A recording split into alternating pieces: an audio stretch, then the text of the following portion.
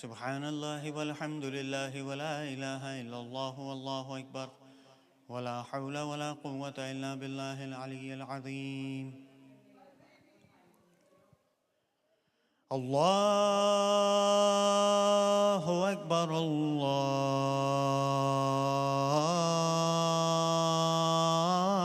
الله أكبر الله أكبر الله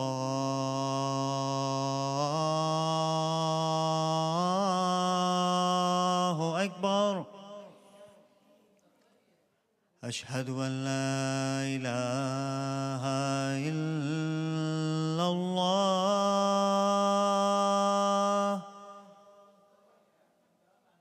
أشهد أن لا إله إلا الله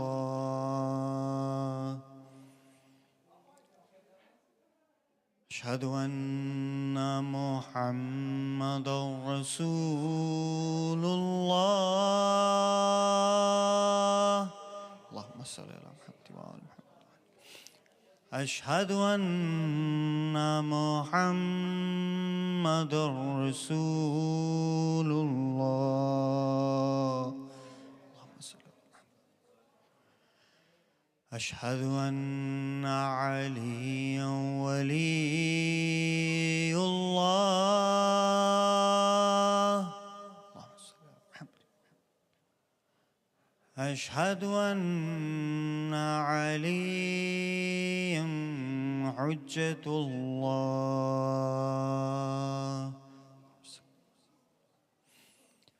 حي على الصلاة حي على الصلاة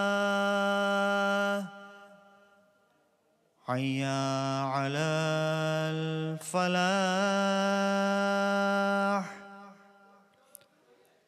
حي على الفلاح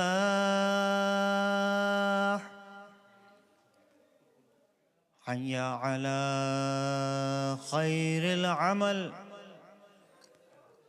حي على خير العمل. الله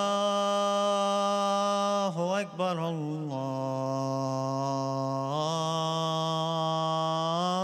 الله أكبر. لا إله إلا الله لا إله إلا الله. إن الله وملائكته يصلون على النبي يا أيها الذين آمنوا صلوا عليه وسلموا تسليما. اللهم صل.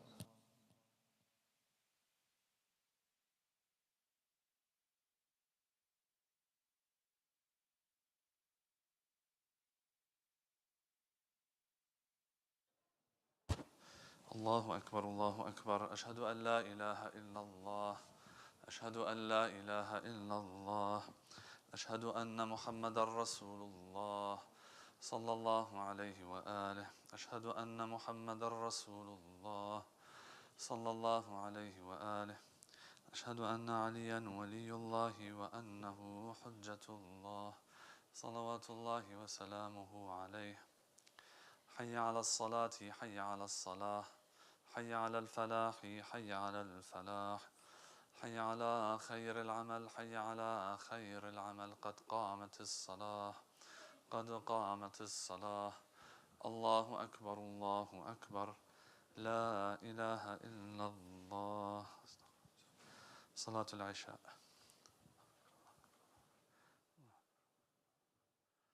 الله أكبر. بسم الله الرحمن الرحيم.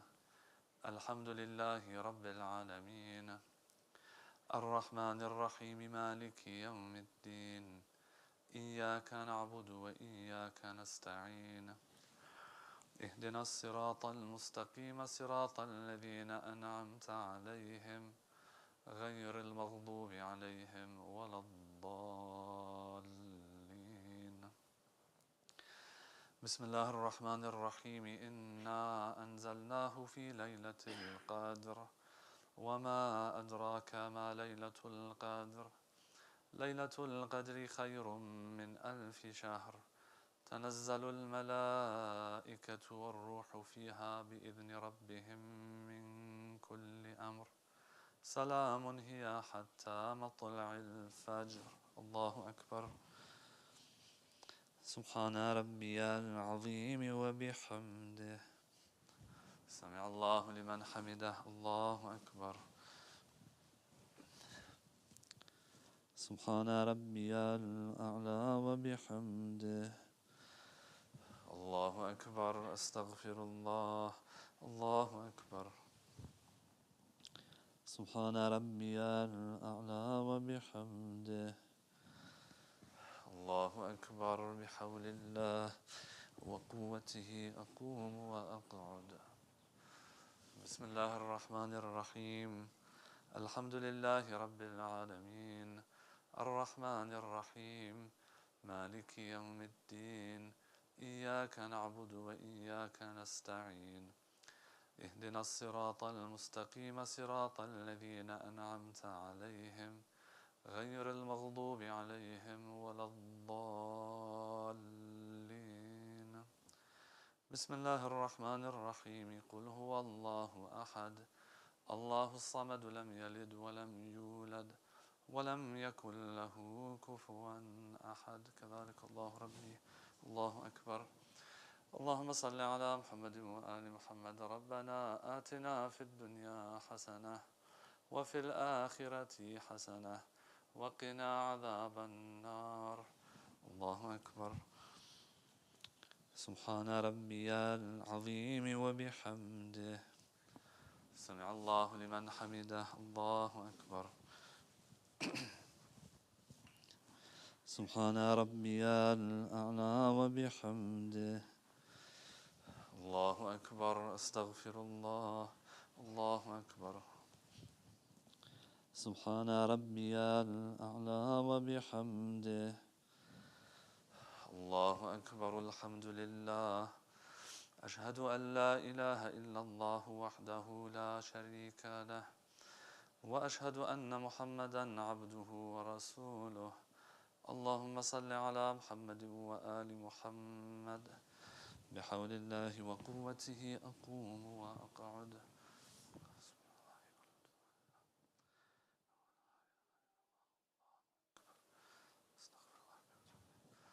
الله أكبر. سبحان ربي العظيم وبحمده. سمع الله لمن حمده. الله أكبر. سبحان ربي الأعلى وبحمده. الله أكبر. أستغفر الله. الله أكبر. سبحان ربي الأعلى وبحمده. الله أكبر. بحول الله وقوته أقوم وأقعد.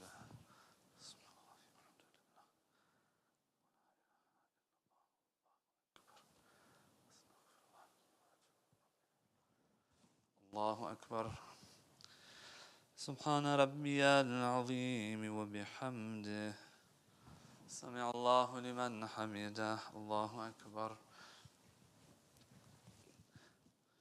سبحان ربي الأعلى وبحمده.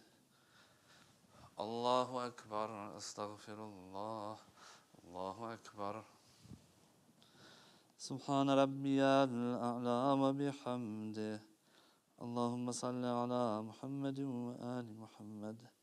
يا خفي الألطاف نجنا مما نحذر ونخاف. الله أكبر. الحمد لله. أشهد أن لا إله إلا الله وحده لا شريك له وأشهد أن محمدا عبده ورسوله. اللهم صل على محمد وآل محمد. السلام عليك أيها النبي ورحمة الله وبركاته. السلام علينا وعلى عباد الله الصالحين. السلام عليكم ورحمة الله وبركاته. الله أكبر، الله أكبر، الله أكبر. إن الله وملائكته يصلون على النبي يا أيها الذين آمنوا صلوا عليه وسلموا تسليما. اللهم صل على محمد وآل محمد.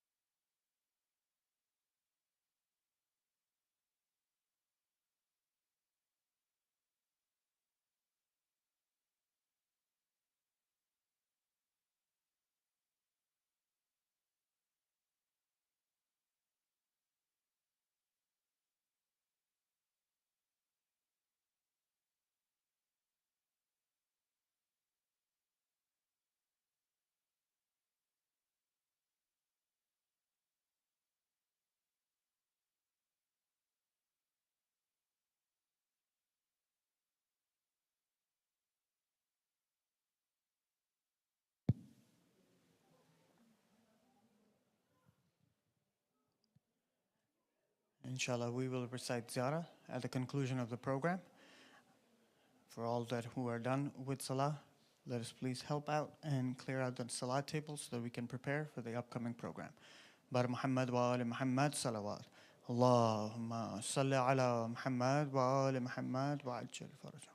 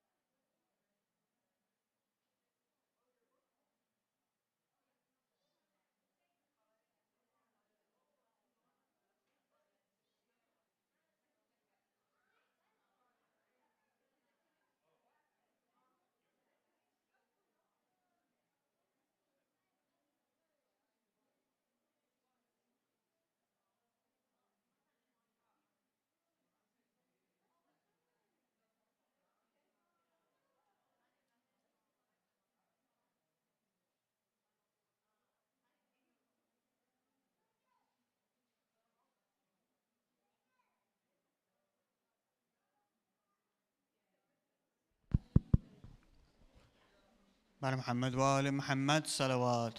اللهم صل على محمد وآل محمد وعجل فرجهم. Let us begin tonight's program with the recitation of the Holy Quran. I'd like to request Brother Hassan to please come forward and recite the Quran for us. Let us please welcome him with a loud salawat ala Muhammad wa ali Muhammad. Allahumma salli ala Muhammad.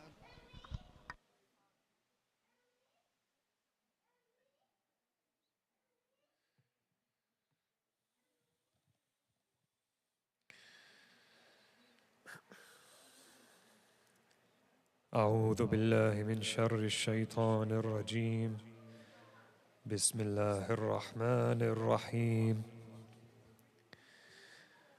لم يكن الذين كفروا من أهل الكتاب والمشركين منفكين حتى تأتيهم البينة. رسول من الله يتلو صحفا مطهرة فيها كتب قيمة.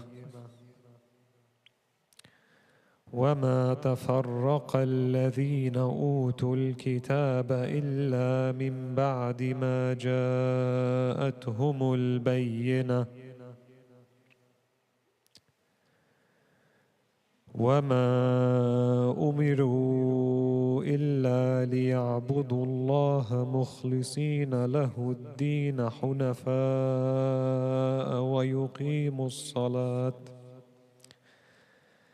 ويقيموا الصلاة ويؤتوا الزكاة وذلك دين القيمة. إن الذين كفروا من أهل الكتاب والمشركين في نار جهنم خالدين فيها أولئك هم شر البرية. إن الذين آمنوا وعملوا الصالحات أولئك هم خير البرية. جزاؤهم عند ربهم جنات عدن تجري من تحتها الأنهار خالدين فيها أبدا رضي الله عنهم ورضوا عنه ذلك لمن خشي ربه. صدق الله العلي العظيم. صلوا على محمد.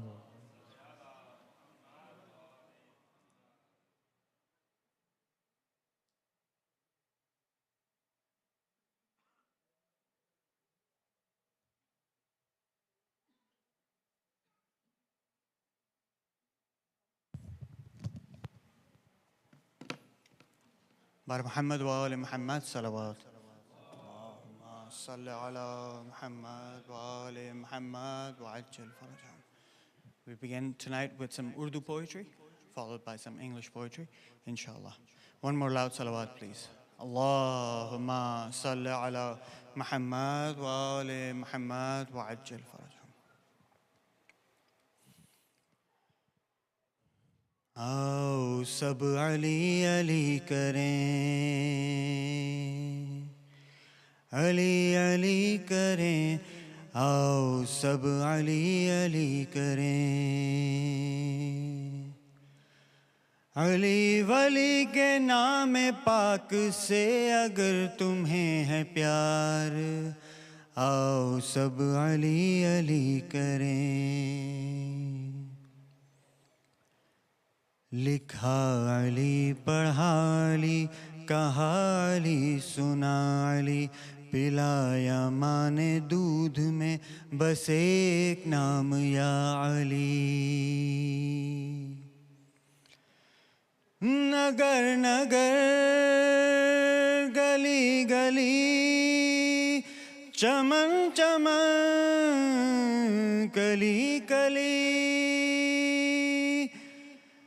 दोनों हाथ उठाओ और दिल से बोलो बार बार, आओ सब अली अली करें, अली अली करें, आओ सब अली अली करें। मलंग की सदाली है सबका आसराली, कहा है जिब्राईल ने फ़क़त है लाफ़ता अली।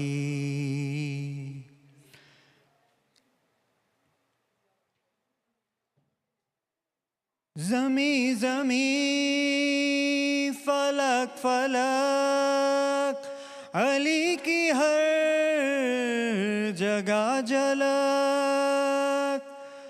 कलंदरों मलंग की ज़ुबां पे है यही पुकार, आओ सब अली अली करें, अली अली करें, आओ सब अली अली करें। गदीर और मुबाहला खुदा का घर हो या किसा, नबी के साथ साथ हैं अली बहुक्म किबरिया। कदम कदम लिए अलम, नबी के साथ दम बदम। अली चले हैं इस तरह, अली चले हैं इस तरह के माँ के साथ शीर खार, आओ सब अली अली करें, अली अली करें, आओ सब अली अली करें। खुदाया कैसा मौजज़ा अली के नाम को दिया, कि जिसने या अली कहा बुलंद मर्तबा हुआ। अली के गुण जो गाएगा कमाल फन वो पाएगा। मिलेगी नुसरते अली, मिलेगी नुसरते अली, तो फतह होगी हम किनार, आओ सब अली अली करें, अली अली करें, आओ सब अली अली करें। वसीला-ए नजात है, शऊर दीनियात है, खुदा के साथ है अली, खुदा अली के साथ है। खुदा खुदा अली अली, सदा जो हर्फ में ढली, अलम नबी ने दे दिया, अलम नबी ने दे दिया, खुदा ने भेजी जुल्फ़िकार, आओ सब अली अली करें, अली अली करें, आओ सब अली अली करें। आलम शदीद है बहुत, अभी यजीद हैं बहुत, किया यजीद असर ने जवां शहीद है बहुत। उठो उठो चलो चलो, अलम अली का थाम लो,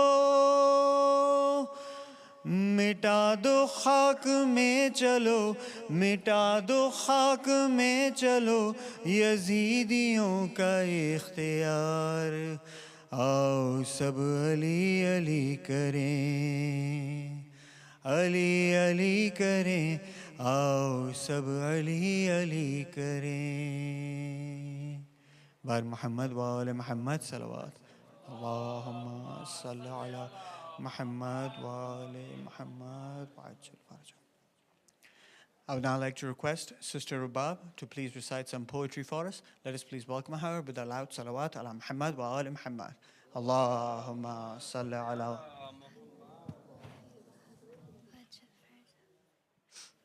Assalamu alaikum, everyone. Wiladate Amir al-Mu'mineen alayhi salam Mubarak to all of you and your families and the Imam of our time, Ajallahu Farajahum. Sorry about my voice, I'm a little sick. I wrote this poem about 7 years ago, but I like bringing it back every Rajab because it's a really fun one. As always, if there are any Sunnis in the audience, I apologize. This poem is called Ya Ali.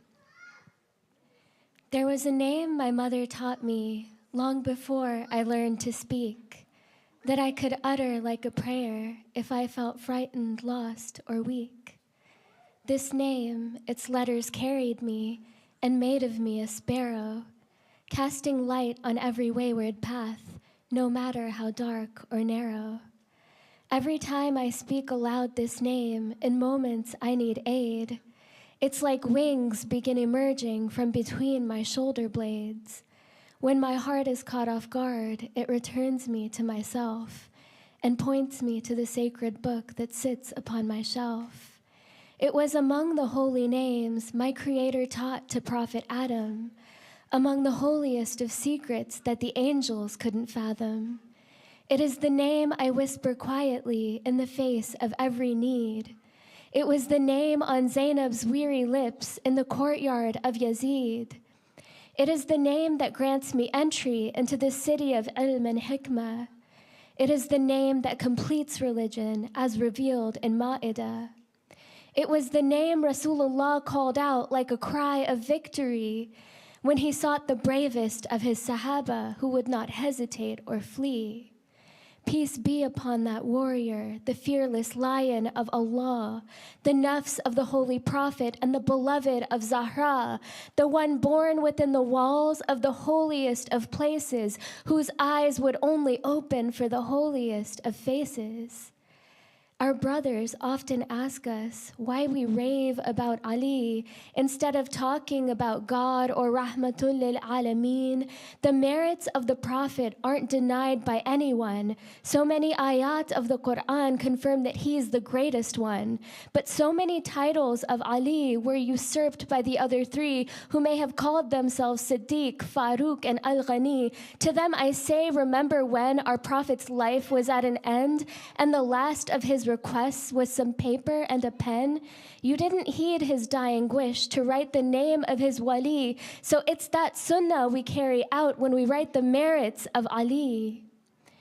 If you want me to accept another Amir al-Mu'mineen, find me a man who loved Allah as profoundly as Ali.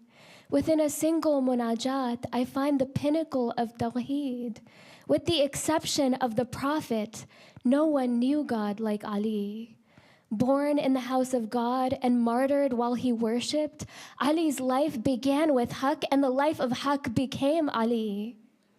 It is the wish of every poet to touch the heavens with her words, to take a lifeless set of letters and transform them into birds. But the essence of my subject is far beyond the reach of ink, for Ali exceeds the reach of those who philosophize and think. They try to moderate this love, to confine its outer limits, because it hasn't taken root within the essence of their spirits. For wilaya is the bridge that unites the soul with its creator. If tawheed is the highest level, wilaya is the elevator. But to comprehend wilaya and gain that immortal elevation, we must replace the filth of ego with pure intoxication. There's no room for multiplicity. The heart only serves one master. To put anyone before him results in fitna and disaster. The ishq of Ali possesses me and makes a home within my being. It gives my eyes a newfound sight that sees without physically seeing. This love that set aflame the jealous heart of Ubaydullah still infuriates the admirers of the likes of Muawiyah. But no matter what our enemies say, I will write about wilaya with the single-minded passion of Majnun in love with Layla. I swear by that lonely man who gave his secrets to the earth, this love exceeds the universe in both resonance and worth. This love flows within the blood that courses through my veins. It exceeds the 7 oceans and every depth that they contain. Like Abu Dhar al-Ghafari, I would rather roam the desert sands than contemplate the leadership of any other man. And like Maytham at-Tammar, may my tongue be sacrificed, and may this passion stay alive after the last of us has died. I cannot call myself a Shia, but it remains my only dream to become worthy of the path of Amir al-Mu'mineen. Salawat.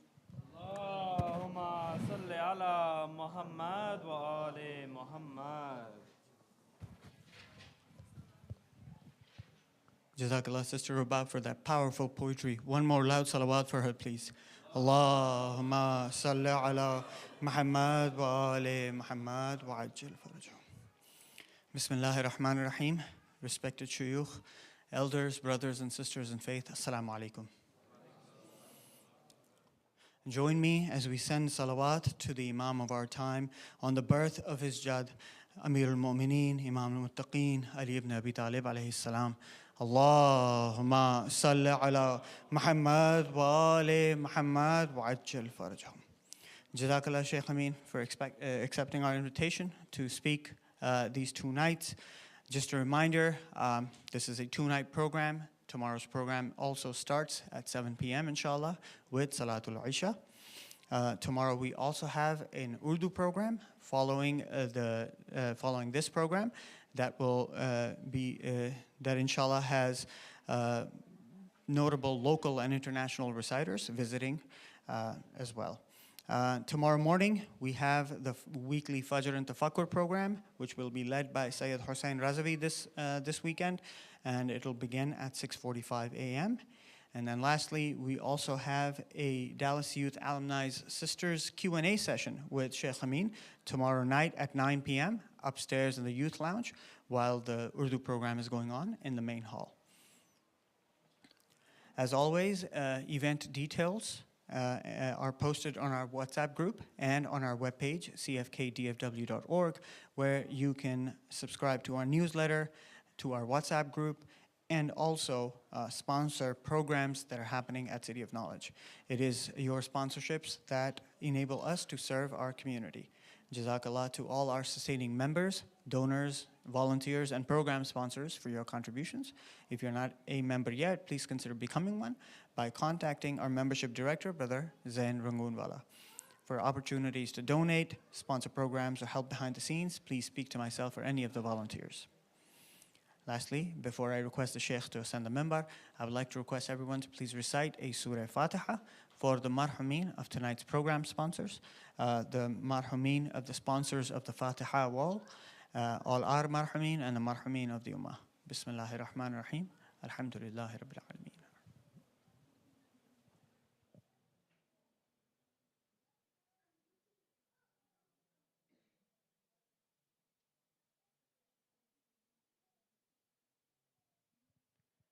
With this, I would like to request Shaykh Amin to ascend the member. Let us please welcome him with a loud salawat ala Muhammad wa ali Muhammad. Allahumma salli ala Muhammad wa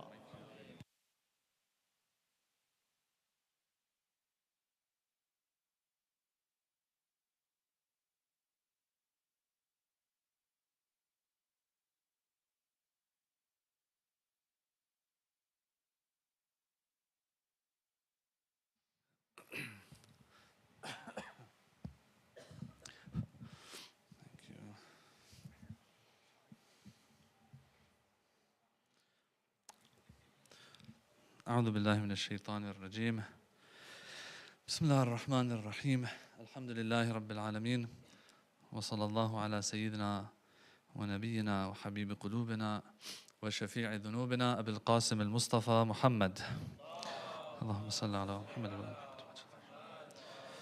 وعلى أهل بيته الطيبين الطاهرين واللعن الدائم على أعدائهم أجمعين. My congratulations to the brothers and sisters on this auspicious occasion, and a happy Islamic Father's Day to the fathers out there. And for those of you who are not fathers, it's not a bad idea to kiss your father's hand tonight, if you have them around. If they're not around, if they're living across the world, maybe give them a call. And if they're on the other side, maybe send them a Fatiha, inshallah, and give sadaqah on their behalf. I want to, inshallah, on this occasion, benefit from the words of Imam Ali. I stepped in mud coming here, so I had to take my socks off, sorry. Yeah. You know, sometimes when you feel like you're something special, Allah puts you in mud. And He lets you know that, yeah. So,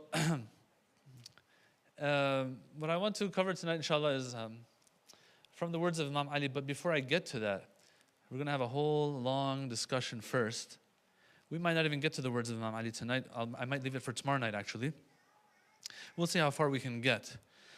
When we look at the words of Imam Ali in Nahj al-Balagha, what we see is that he is not usually, but a lot of times you'll find that when he's speaking about life, speaking about this world, he's speaking about this world in a very negative light. He is telling us to beware, telling us to be careful, and all of that. I want to get to some of those. Now, these words of Imam Ali, they are very nice in the sense that he uses opposite words and opposite, maybe sometimes even antithetical concepts to describe the dunya and how we look at the dunya and so on. Okay? For example, just to give an example, when he says, "Inna awliya Allah, hum alladhina nadharu ila batin ad-dunya, idha nadhara nasu ila zahiriha." So he uses two different words here that are opposite to each other. He says, awliyaullah are the ones who, they look at the batin, the inside, the reality of the dunya, while others, the nas, the people, the lay people, they look at the outer aspect of the dunya. So he'll go back and forth like this, describing the dunya. We'll get to that later. What does he mean by batin and zahir and all of that? Maybe tonight, maybe tomorrow night, inshallah. But to get an understanding of what he's trying to say, number one. And number two, to be able to figure out what we need to do for ourselves living in this modern era, we need to go through an introduction first. The water is going to climb up to me from there. Yeah. So we need to go through an introduction first. This introduction might take a long time, actually, because when the Imam is speaking about the dunya and be careful about the dunya, don't ruin your akhirah, all that kind of stuff, he's talking about a time where people would ride donkeys, man. He's talking about a time where people, they didn't have much going on in their lives anyway. Might as well be spiritual, you know? Yeah, it's not that, it seems to be the case that it's not that hard to be spiritual during the time of Imam Ali. All right, yet he's telling the people to be very careful about this. So for us today, it is super hard to be spiritual, actually. So what he says, is it applicable to us? Is it not applicable to us? What's exactly going on here? We're trying to figure out the core of the matter and then see if his words will apply to us as well or not. Sallu ala Muhammad wa ala Muhammad.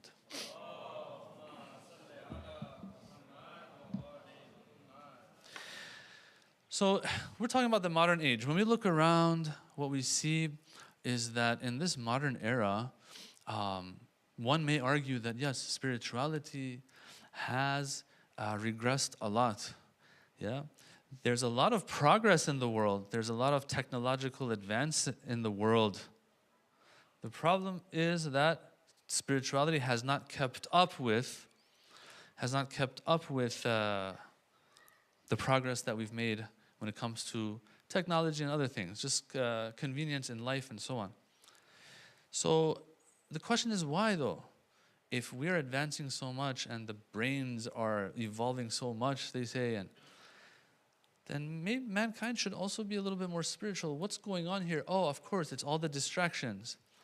The thing is that what we have to be careful about, and I'll get to this later as well, what we have to be careful about is to not let this fool us, to think that, oh, for you and I living today, yeah, it's a little bit different. let's not get fooled by that. And I'll explain what I mean later in regards to this. There's something happening that gets the best of us. It tells us that you're not spiritual because in this modern era, there's a lot more going on. We have to talk about that. Is that really the case? Is that not the case? But for now, let's try to figure out whether you're living 1400 years ago or you're living today, what is the actual reason that someone is not going to be spiritual? What do we mean by spiritual, by the way? I think personally in the dictionary of Islam, spirituality is determined by how close and far I am to Allah subhanahu wa ta'ala. Okay? It doesn't necessarily mean do I feel like very good when I'm praying. It doesn't necessarily mean that I see angels or something. For some, that is the definition. I was at the doctor once, a little while ago, and I have a background on my phone. It's a Allama Tabatabai background. Okay? So I put my phone down. The lady at the front desk, she's like, "Oh, who's that?" I was like, "Oh God, here we go. Who's that?" I could have just said, "Yeah, it's my grandpa," but that would be a lie. So I was like, "Yeah, it's a very spiritual person, trying to get it over with, right?" Of course, a Gora is not going to be interested in spirituality, but then she goes on to say, "Oh, I really like spirituality. Tell me more." Long story short, brothers and sisters, she's like, "How do you spell his name?" She was on Wikipedia, and I'm like, Tabatabai, like 15 letters. Muhammad Hussein Tabatabai, 58 letters altogether, till she finally found it. And I'm going back and forth. I'm trying to explain, like, yeah, he was a very spiritual person. Oh, he's a spiritual person. Yeah, but he was also a philosopher. Oh, yeah, but he's also a commentator of the Quran, and he's everything, really. MashaAllah. So it was interesting, though, that she said, "Oh, I like spirituality. I'm into spirituality," and she didn't seem to really subscribe to any organized faith and religion. Yeah. But I got the feeling after she started looking into him more and finding out that he's a philosopher and all of that, and slowly closing the Wikipedia page, that she's not too interested, maybe because she has a different definition of spirituality. Okay? We have to be careful as Muslims not to ever get caught up in this idea of, oh, spiritual. This person's a very spiritual person. Why? Because they are able to achieve certain good feelings that they have when they pray, for example. That might be something that's a sign, but it's not what determines whether I'm spiritual or not. Hey, people can even do yoga. People can meditate. People can do a lot of things and see things, experience things, feel things that others don't. That is not the definition of spirituality. If I have that, so be it. If I don't have it, what determines if I'm going to share with you my understanding of spirituality, it is how close I am to Allah and His satisfaction. Do you agree with me?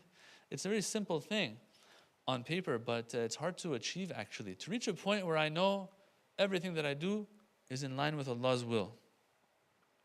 It's not that easy actually. Easier said than done. And that's why the same Tabatabai, he says that the hardest riyaza, the hardest asceticism and mysticism is to just live a religious life. You guys have heard me say this again and again.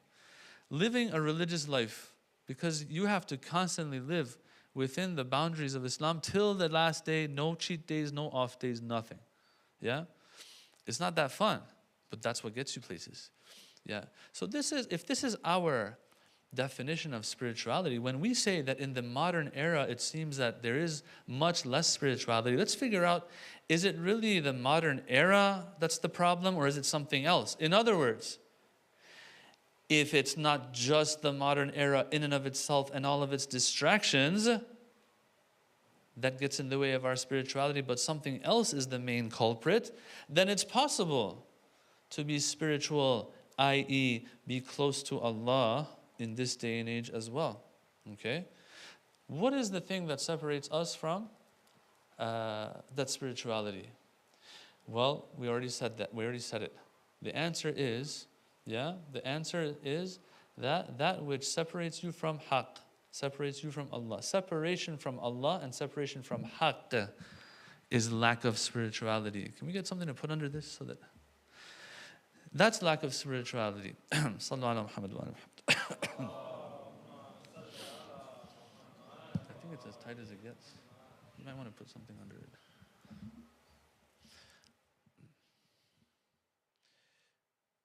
Okay, so separation from Allah. I'm going to recite some verses, share some verses with you so that we understand. I know it sounds cliche. Separation from Allah is lack of spirituality. Yeah, it sounds cliche.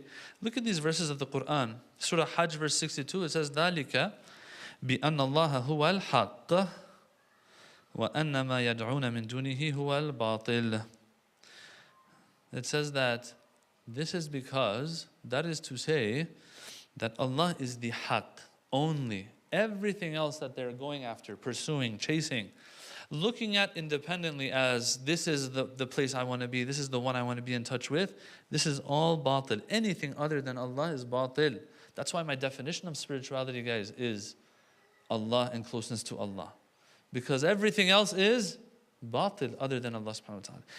Anybody, anything other than Allah, even if we look up to the prophets, look up to the Imams, not independently, they get whatever they get from Allah and wilayatullah. Yeah? That's where it's coming from. That is the source of everything. So, I'm not feeling good in my salat. All right, are you praying according to what the Islam has told you to do? How Islam has told you to pray? Yeah. Well, Islam didn't tell you to necessarily feel special in your salat. Yes, try your best to pay as much attention as you can. Have hudurul qalb and presence of the heart, if that's the word for it. But if I'm not feeling special, if I'm not seeing Jibra'il, it doesn't mean that there's a problem here with my spirituality, because spirituality means haqq. How much haqq is in this salat? Haqq, how do I determine if there's haqq in the salat? Is it done properly? Is it done with me trying to pay as much attention as I can? And so on. This the basic things that they've taught us. The Ahlul Bayt have taught us. يُولِجُ اللَّيْلَ فِي النَّهَارِ وَيُولِجُ النَّهَارَ فِي اللَّيْلِ وَسَخَّرَ الشَّمْسَ وَالْقَمَرَ, all the way till ذَلِكُمُ اللَّهُ رَبُّكُمْ لَهُ الْمُلْكِ وَالَّذِينَ تَدْعُونَ مِن دُونِهِ مَا يَمْلِكُونَ مِن قِطْمِيرٍ. That's an exotic word in the Quran. Qitmir. What's that? Qitmir is that date, that skin on the seed of the date. All of you, when you're eating the what is it? Kajul? What do you guys call it? Medjul? No, I'm talking about the Urdu word, man. This guy said medjul. What did he say? The kajul? What? Kajul? That's what it is. All right. Medjul. So when you're having that, have you noticed when you keep the date in your mouth long enough, this little skin comes off of the date's seed? Yeah, that's qitmir. How much is that worth? Usually we spit that out. It's not worth anything. Here it says, ذَلِكُمُ اللَّهُ رَبُّكُمْ لَهُ الْمُلْكِ. Everything and all sovereignty belongs to Allah. He's your Lord. And everything else out there that you're chasing and calling and invoking, مَا يَمْلِكُونَ مِنْ قِطْمِيرٍ. They don't even possess a qitmir. That's how low everything else other than Allah is. And then here we are trying to figure out what spirituality is. Spirituality, how close am I to haqq? How close am I to the one who has mulk? Otherwise, I'm close to the one that has qitmir. Right? The thing that we throw away. يا أيها الناس أنتم الفقراء إلى الله والله هو الغني الحميد. All of you. Yes, now there's something that's going on in this verse in the Arabic. It's actually very eloquent, but we don't want to get into that. But the translation says, O mankind, you are the ones who stand in need of Allah. And Allah, He is the all-sufficient, the all-laudable. All right? أنتم الفقراء إلى الله.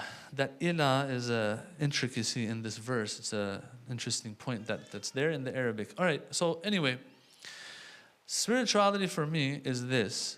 If I don't have spirituality, that means I am away from haqq. Separation from haqq. The more farther away I am from haqq, the less spiritual I am. Okay, step number one.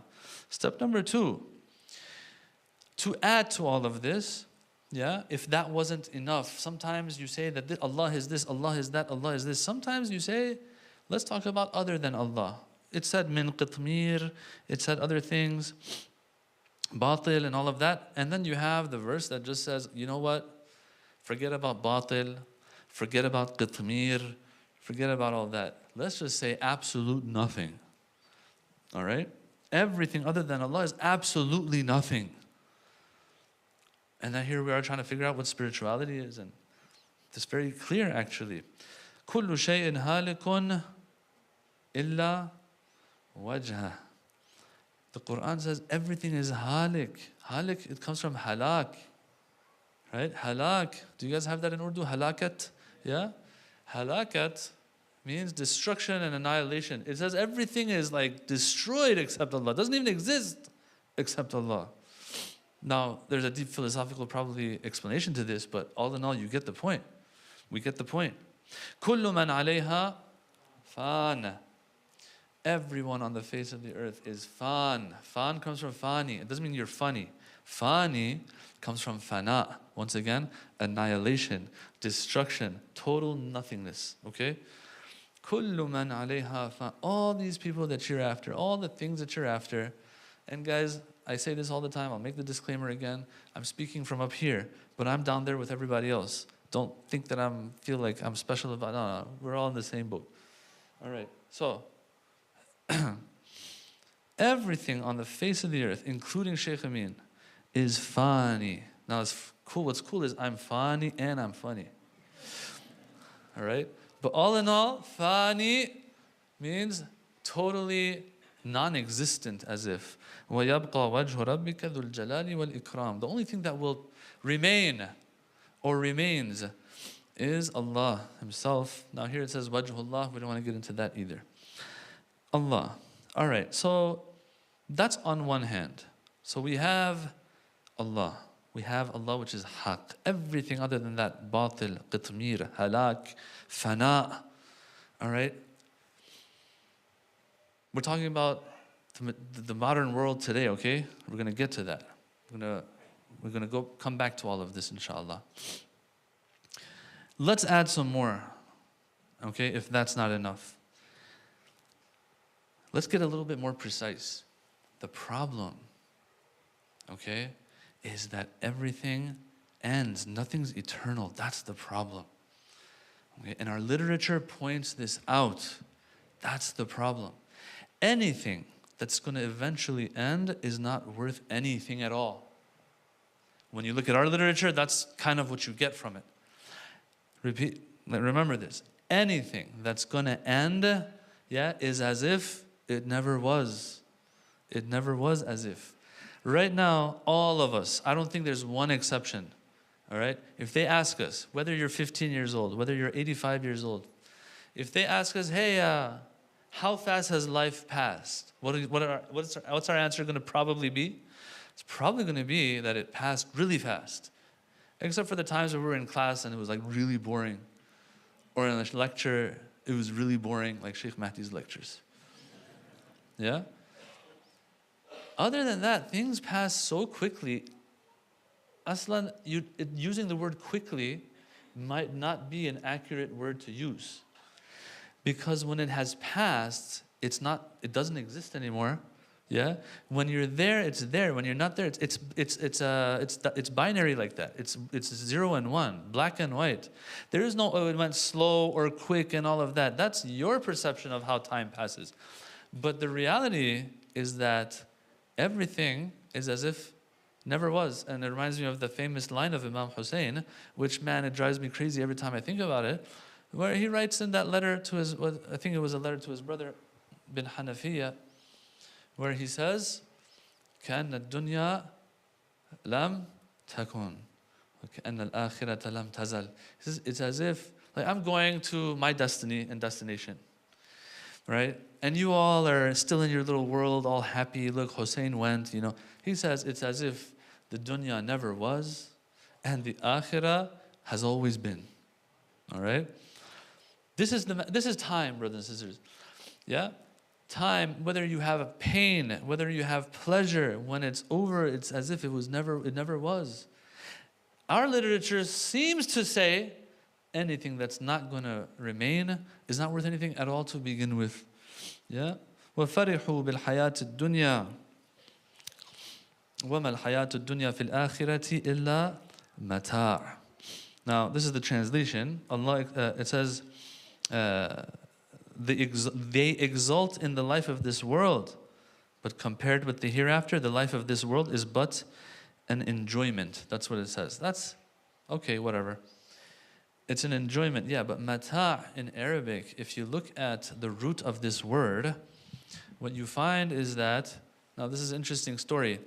Back in the day, when they were in 1400 years ago, 1600 years ago, when they were, when Arabs and Arabic was the language, and they did a lot of work on it. They wanted to get to the real, untouched, unadulterated Arabic. When they wanted to do that, they would go and live with the Bedouins. That was the Arabic that wasn't touched and tainted by city culture and all of that. Okay? One of these, I don't remember which one it was, one of these, I forgot what they're called, these literarists or whatever. These are after Arabic literature. He says that I was always wondering, this mata', what does it mean? The Quran brings it up here and there. And usually for the dunya. And it compares it to mata'. It is only a mata'. All right? And says, I was searching and all of that, and I couldn't find it. One day, when I was in the desert, I overheard a mother tell her daughter, hey, take this napkin, this dirty napkin, this mata', and throw it in the trash. And so that's when I found out, oh, mata' is this, the napkin that's been used for certain things, and it's thrown away.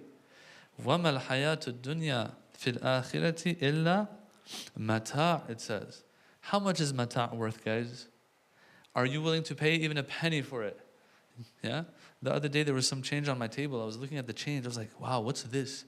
We're just not familiar with this change anymore, you know? People don't carry cash, that's one thing. But these coins, I was looking, I was like, wow, there was a time the penny was worth something. Anyway, is anyone willing to pay a penny for mata'? No. So that means it's zero then. That's one example of our literature. Another example of our literature.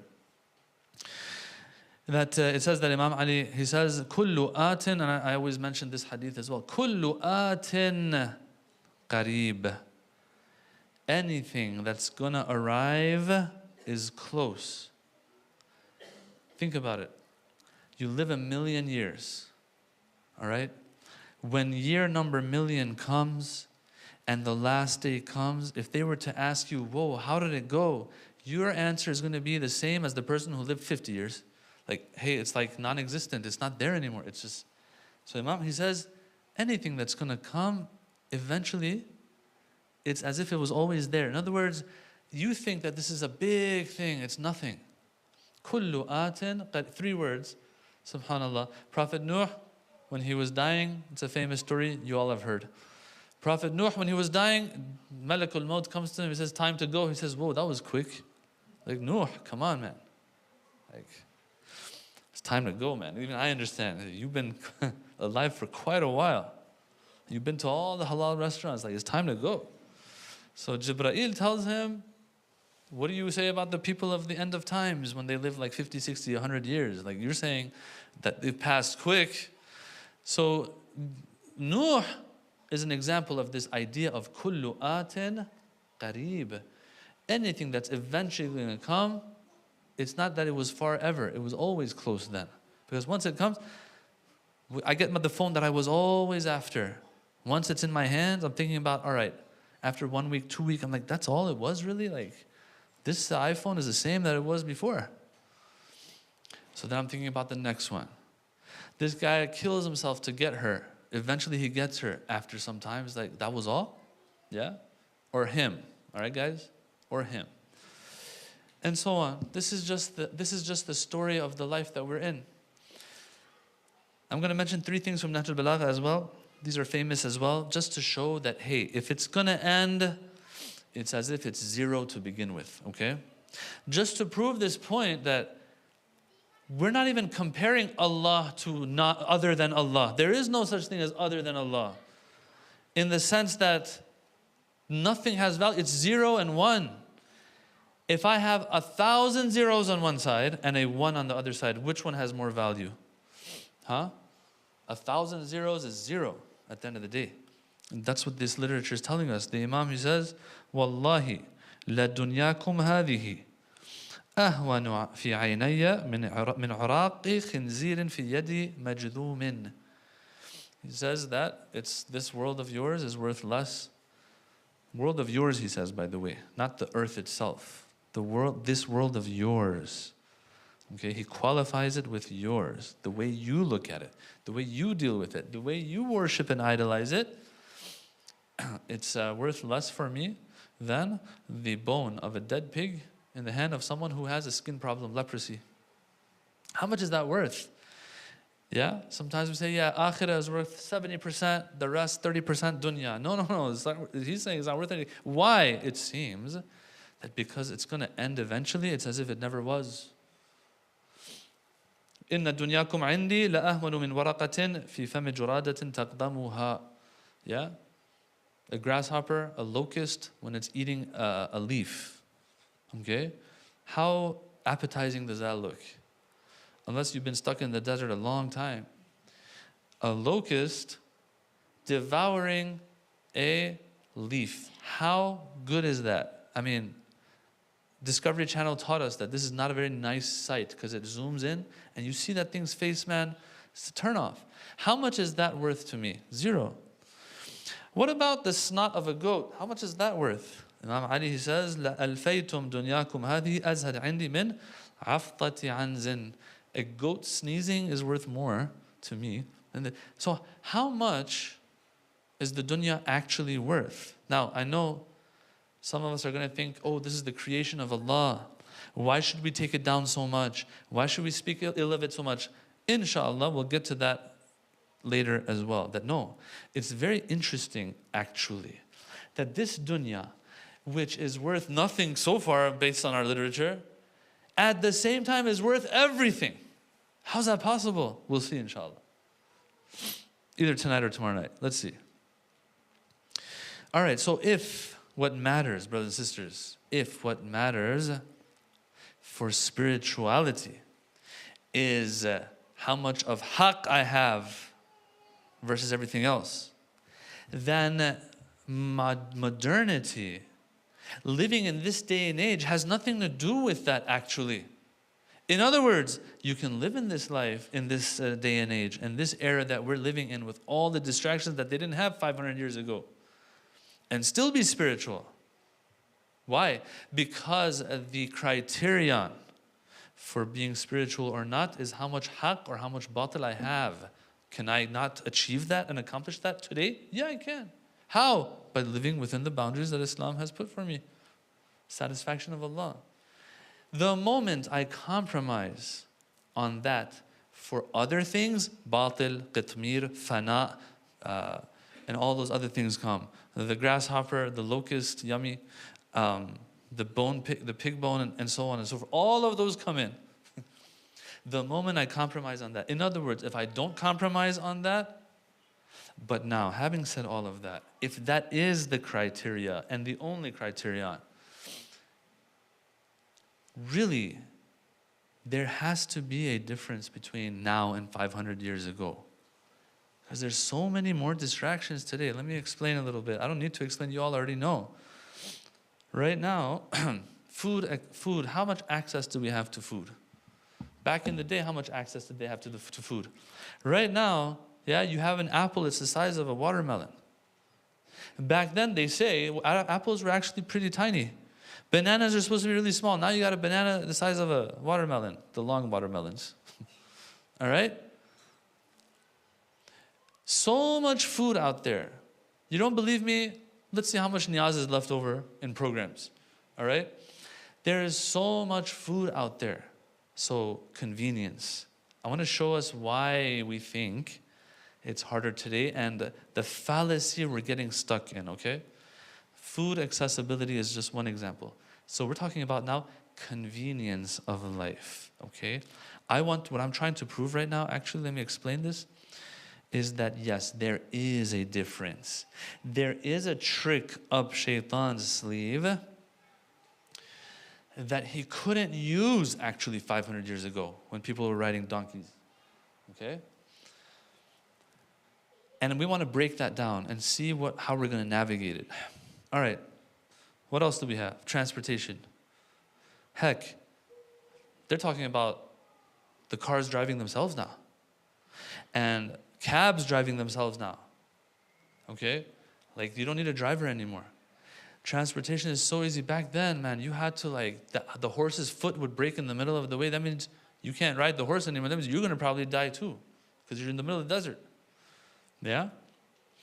Transportation has made life so much easier. All right, so we're talking about convenience. Communication. Hey, mom, dad, how's it going? On WhatsApp. Where are they living? In Pakistan. Yeah? That easy. Back then, guys, younger people, there's this thing, it was called an envelope. And we would write stuff in it and send it. Yeah? It would take, yeah, he doesn't know. It's okay. He just knows medjul dates. All right? You would write letters to each other. And it would like really feel good when a letter would come to you. But now, you don't need such a thing. Yeah? Communication is out of this world, to the point that now, like the internet, man, they're going to do something with, I don't know, Starlink and stuff like that. The planes and everything is going to have access now. And when I talk about internet, that also brings me to another point of convenience, and that is information and accessibility of information. And then, if that's not enough, you have all the information, you have search engines, forget about that, that's obsolete now. Now, you get an actual, it's as if it's a human, but it's not, artificial intelligence, and that will do the work for you. Like there was a time where we would access the information and data and we would process it ourselves. There was a lot of issues with that because people got different types of brains. Number one, very subjective there. Number two, you don't even have access to all the internet information on the internet anyway to process it properly. Now, the more and more we go forward, the more these artificial intelligences are getting updated to the point where, like, really, I'm like sitting there, I'm like, yo, you're Allama, man. If you were a person, I'd pray behind you. This guy, like, you guys don't know this. I mean, I'm going to have to expose myself because I'm a transparent person. Yeah, when you ask me, like, fiqh questions, I'll ask Grok. Yo, Hujjatul Islam Grok, what's the answer to this in Farsi or Arabic? He'll answer. I'm not going to give you that answer, though. I'll be like, okay, now I'm going to go on the link, see what Ayatollah Sistani says, who's a human being. He's not AI yet. All right? And I'll look it up, see it, make sure it makes life so much easier. Guys, now life is different than 500 years ago. It is so convenient. And guys, I can't wait until I have my slave robot that's going to do everything for me. All right? I don't know how much they're going to cost when they come, but like they're saying that this is going to change the world once these humanoid robots come. Yeah? And so on and so forth, to the point where even money is changing. Things are getting decentralized. Yeah? There isn't one place that's going to run things. No, the money now is being run by the people. Yeah? Although it's down 30%. Okay, Majul, relax, Majul. All right, so what am I trying to get at here now? All right? What I'm trying to get at here is this. There is a difference. There is a difference. Although the criteria is one for spirituality and lack thereof, but there is a difference. There is a trick up shaitan's sleeve now. Am I going to say that all these conveniences are bad? That's not what I'm going to say. They're good, actually. It's good if used for the right reasons. What I'm trying to say is this: shaitan has a trick up his sleeve that we have to be careful about. This is what I want you to walk away with tonight, okay, out of this lecture, is to be careful about this. Not to let shaitan get the best of me in this. What is that thing? We have a bunch of convenience now that we didn't have before. Life and quality of life is multifold better than in the past. Like maybe hundreds of times better. Back then, if you wanted to communicate with somebody, it might have taken 2 months. Now it doesn't take more than 2 minutes, if that even. If that even. Messaging, boom, boom, boom, boom, boom. Texting, boom, boom, boom. Yeah, all the time. All the time, he's sitting in his room, she's sitting in his room, talking to the world. Yeah? It's not even 2 minutes. That's how efficient things have become. So it's not even 100x better. Quality of life has gone thousands of times better. If a person was living 500 years ago and they wanted to do what we're able to do today, they would have to have a life of 10,000 years, if that even. Okay? That's how quality of life has gotten better and increased. All right? I'm working this whole thing up so that we get the idea of, okay, if quality of life is that much, that is awesome.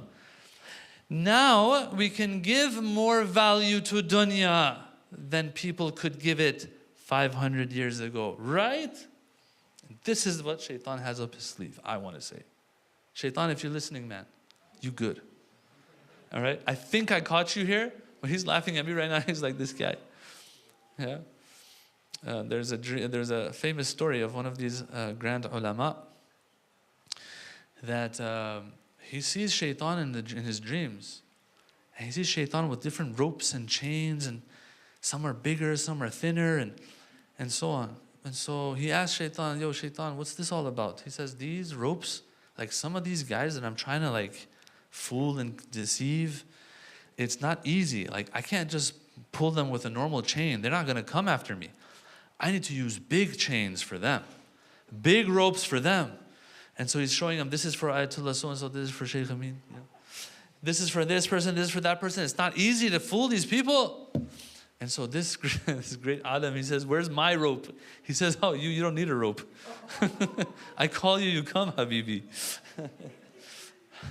So now I'm calling out Shaitan. He's laughing at me. He's like, I already got you, man. Anyway, it seems, with all humility I say this, that this is one of those tricks that Shaitan has up its sleeve. That we say, and this is the line here, like drum roll please, this is what we say to ourselves sometimes. With all of the advancements that are happening and the quality of life that's so high now, we think quality of life equals more value for dunya. But the question is this: what was the reason why our literature had a problem with the dunya? Why was it that Imam Ali had a problem with the pleasures of this life? Does he have a problem with pleasure? No. He says, مَا لِعَلِيٍّ وَنَعِيمٍ يَفْنَى وَنِعْمَةٍ لَا تَبْقَى. My problem, Ali's problem, is not pleasure. It's pleasure that ends, he says. All these other things that we're talking about, the problem was baqa, kullu man alayha fan. Everything's going to end. And when it ends, it's as if it never was there. All the ice creams I've eaten in my life, a lot of ice creams have become shaheed because of me. All of them, and I tell myself this every time when I'm trying to cut calories, but it doesn't work. All of those, all the pleasures of life, right now, am I feeling them? Heck no. Okay? The question is this: does higher quality of life equal more value?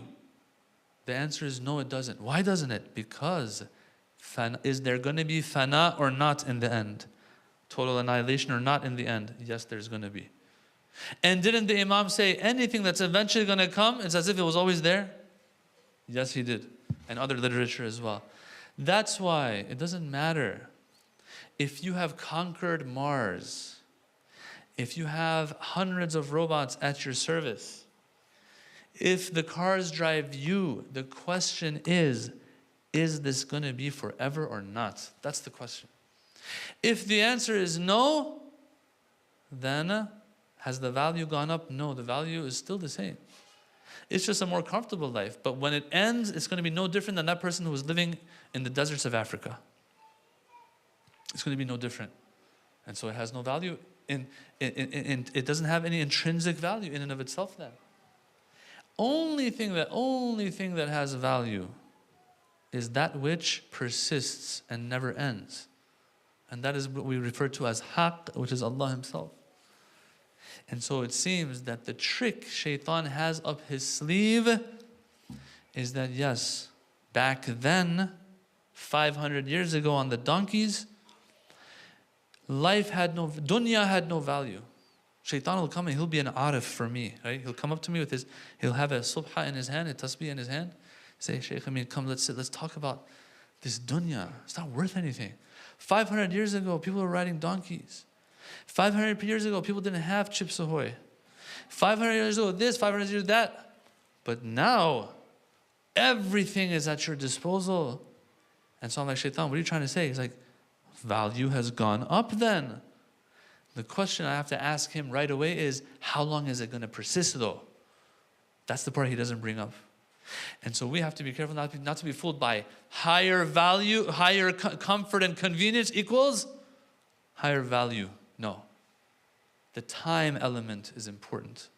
How long is it going to be there? And that's why 500 years from now, when they look back at us and they're laughing at us, what an inconvenient life they had, Shaitan's going to play the same trick on them. Value of life going up does not mean anything. Comfort and convenience in life doesn't mean anything. So the modern age, has a difference. Now I want to say something very kind of daqiq here and very precise. Hopefully you get it. Think about it. For us, it's modernity compared to the past. But the people of the past, when they were living, weren't they in the most modern of times? And the ones that are going to come 500 years from now, they're going to have modernity compared to us. So in reality, it wasn't even a thing to begin with. Modernity itself, of course, there's a modernity with a capital M. I'm not talking about that modernism. I'm talking about things becoming modern and advancement and all of that kind of, that's what I'm talking about with the lowercase m. Modernity actually is not a real thing then. Yeah? The only time it'll be a real thing is that if you're living in this time and then you go back in time, which never happens. Then over there, you'll be like, oh yeah, back then the donkey was the Ferrari. And that's why now they put a picture of a donkey on it as the logo. It's a horse, but whatever. Yeah?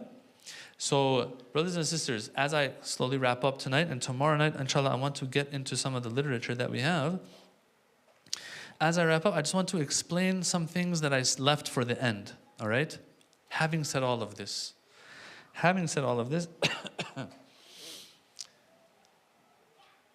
this hating on the dunya as if I'm hating on the dunya now, we're not actually hating on the dunya. Imam Ali doesn't hate on the dunya. He hates on our approach and perspective of the dunya. That's why in all of those hadiths I brought, he keeps saying, your dunya, your dunya. Oh, Ali, isn't it your dunya too? This father of ours, Ana wa Ali, abawa hadhihi al-ummah, that the Prophet said, me and Ali are the fathers of this ummah who care so much for us. He's telling me, your dunya.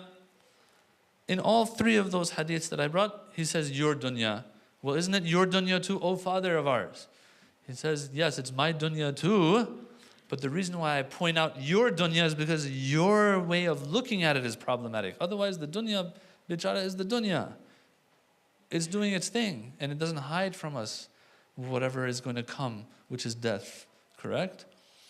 So, this is now moving close to answer that question of, if we are speaking of the dunya in this way, this life with all of its pleasures, with all of its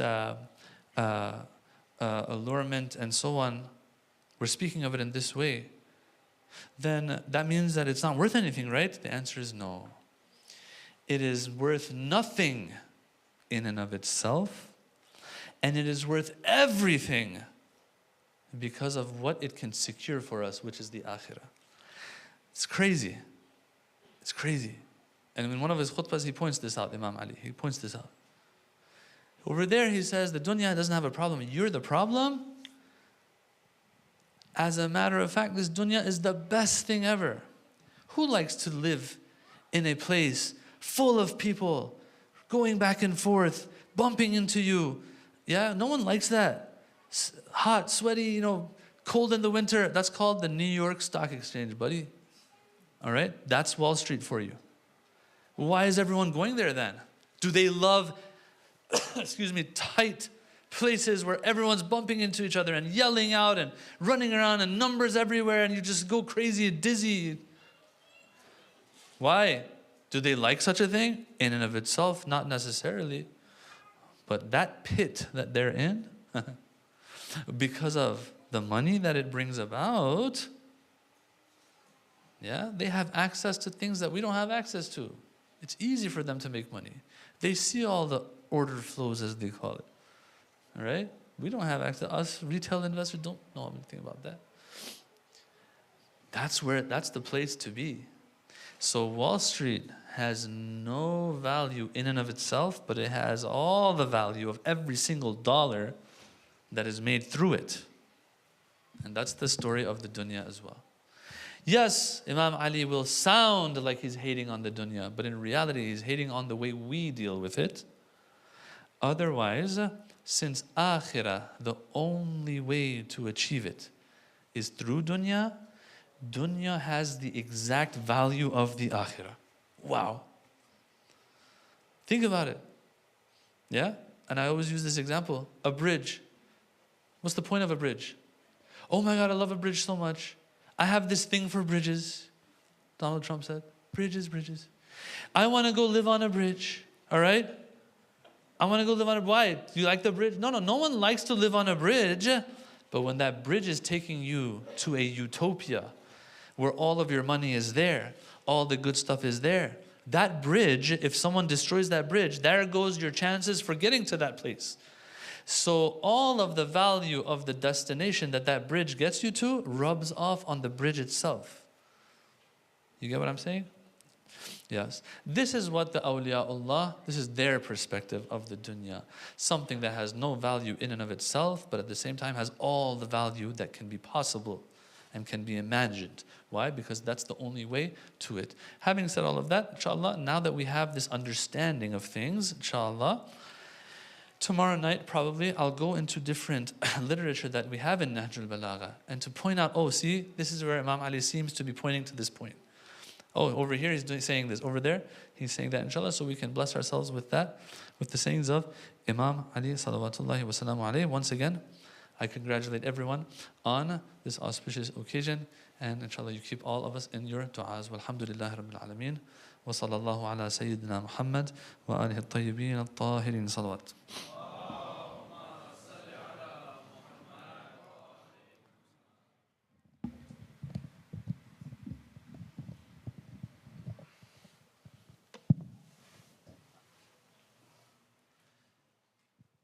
Zyarat. Assalamu alayka ya Rasulallah. Assalamu alayka ya Amir al-Mu'mineen. Assalamu alayki ya Fatimatu az-Zahra, Sayyidat Nisa al-Alameen. Assalamu ala al-Hasan wal-Husayn, Sayyiday Shabab ahli al-Jannah. Assalamu ala tis'ati al-Ma'sumin min wuld al-Husayn.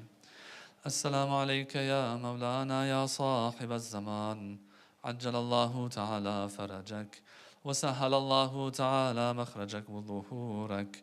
السلام عليكم جميعا ورحمة الله وبركاته.